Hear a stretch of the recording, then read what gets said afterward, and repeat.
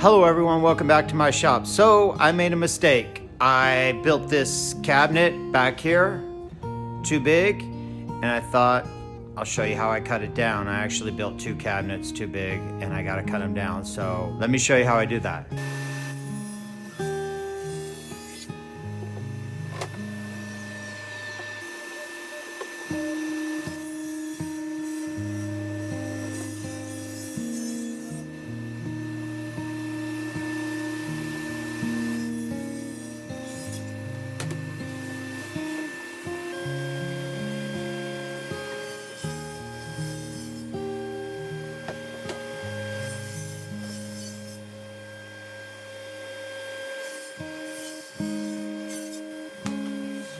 That's how you cut a cabinet down if you make a mistake. Now I just have to reattach this side to the cabinet, then we'll be good to go.